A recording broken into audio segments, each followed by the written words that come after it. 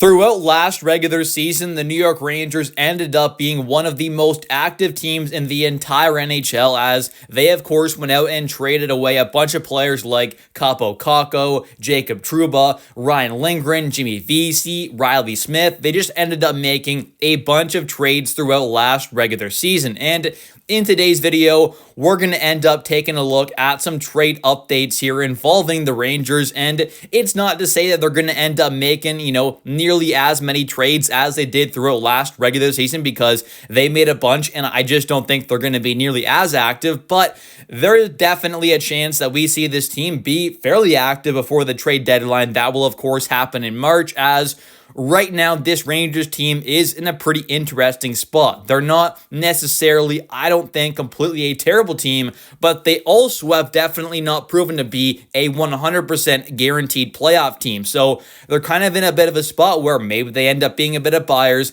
maybe they end up being a bit of the sellers, or maybe they do a bit of both, kind of like they did throughout last regular season. We'll have to wait and see, but in today's video, we do have 3 different trade updates here to take a look at involving the Rangers. So let's just get right into it here, and we'll start off with piece number 1 here, and all 3 of these were posted on X by NHL Rumor Report, but the first one here is from Frank Saravalli, where he goes on to say about the Rangers, "I don't see a fire sale coming yet.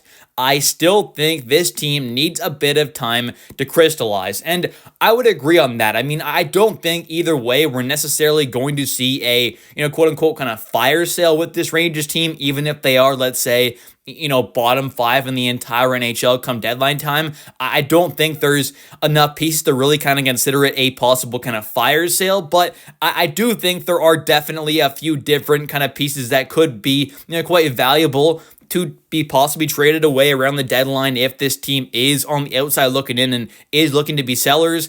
I did make a video yesterday talking about a few different players, but of course, guys like Panarin, Soucy, maybe a Connor Sheary as a depth option, a Quick as a kind of, maybe goaltender option as well, could be possibly interesting for some teams there if he was willing to go there. He's got that 20-team no-trade list. Urho Vakanainen could be a decent depth option. Like, there are some decent players that I think could possibly be traded away if this Rangers team is in a bit of a selling mode, but ultimately, I think this team is probably not going to be, in a spot where they're looking to kind of have a massive fire sale.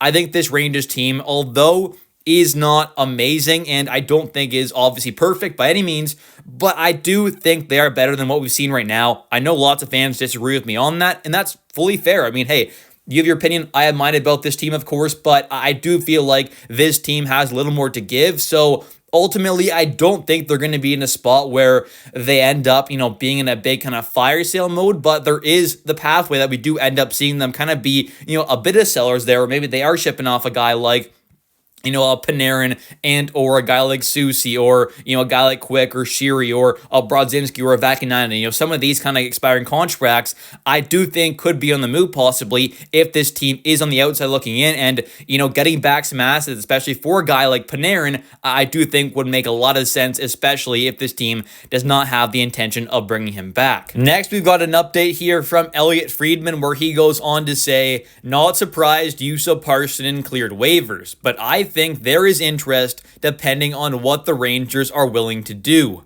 Next season at 1.25 mil is the challenge." And of course, Juuso was a part of that trade package that came in return for Jimmy Vesey and Ryan Lindgren, where they got shipped off alongside Hank Kempf, a low tier defense prospect, and the Rangers got back, a package of like a second rounder, Calvin DeHaan, Juuso Parssinen, and I believe one other kind of little pick in there as well. But, the main part being, of course, you got back a second rounder and what seemed to be a little bit of an enticing piece there in Parssinen, who it seemed like the Rangers kind of wanted a bit there. Of course, he wasn't the main part of that trade, but he was a little bit of a part of that, of course. Didn't have a ton of value, but was picked up to come in and probably play a bit of a depth role, of course, in a bottom 6 role. And he did fine at moments there, near the end of the season. Definitely showed a lot of flashes offensively, but ultimately, hasn't played the best this season there. I think the Rangers on wing would definitely rather see guys like, or I would at least, Brett Berard, and even a guy like, Taylor Radish at moments, I think is definitely more worthy of a spot. And Adam Edstrom or Ante when he's healthy. A Carrick as a fourth line center, I want to see him in there over Yuso. And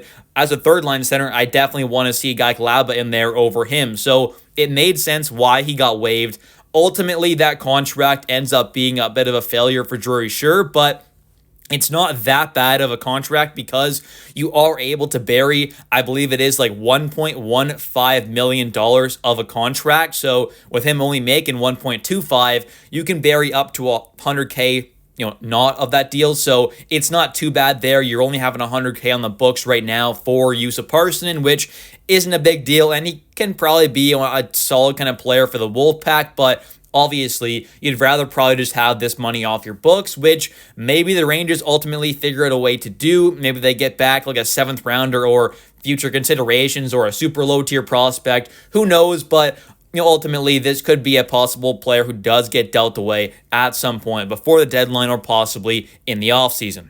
And next up here, we've got an interesting update from Nick Kyprios where he goes on to talk about a former first-round pick from the 2022 draft of the Winnipeg Jets that might be available for trade or obviously might not. As he goes on to say, there is value in this player, talking about Brad Lambert, but Winnipeg is reluctant to move him. They don't want to give the impression that young players under team control can force their way out. And I think that's an interesting kind of spot for the Winnipeg Jets to be in, of course, but with a player like Brad Lambert, he's kind of in a similar spot, of course, to someone like a Brennan Othmann, where he hasn't, of course, been able to crack a full-time role yet in the NHL. He's a former pretty highly rated prospect like Othmann was, another winger, still in his early 20s, 21, 22 range there. Othmann, of course, being 1 year older, taken in the draft before him, but they're both wingers and definitely have a lot of similarities. They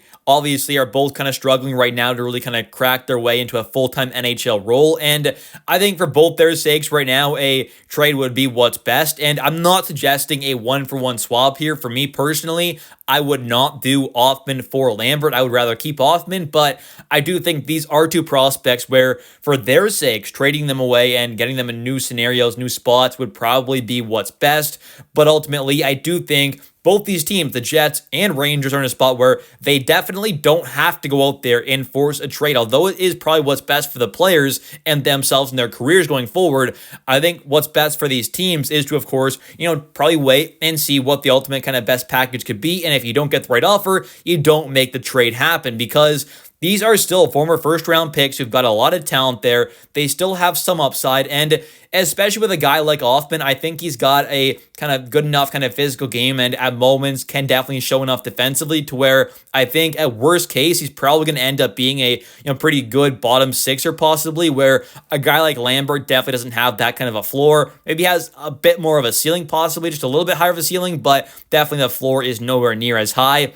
But ultimately, I do think Brad Lambert could be a pretty enticing kind of prospect to go after in a bit of a kind of, buy low scenario possibly. But obviously, it does seem like that there is definitely a scenario where he just doesn't get traded at all and does stay in the Winnipeg Jets organization. Anyways, thank you all so much for watching today's video. If you have enjoyed, definitely don't forget to click that like and subscribe button for daily New York Rangers content, as I do post a video about the New York Rangers every single day at 10 a.m. Eastern Time. And also, definitely don't forget to comment down below your thoughts on today's video. What are your thoughts on the Rangers possibly having a bit of a fire sale, I guess, hypothetically, if things go really, really bad by the deadline, of course? Do you think they'd be making a bunch of moves there, shipping off guys like, Panarin, Soucy, Shiri, Brzezinski, Vakanainen, Quick, anything that they could trade away possibly? Do you think they'd be a little more kind of conservative there and not go out there and ship off that many things?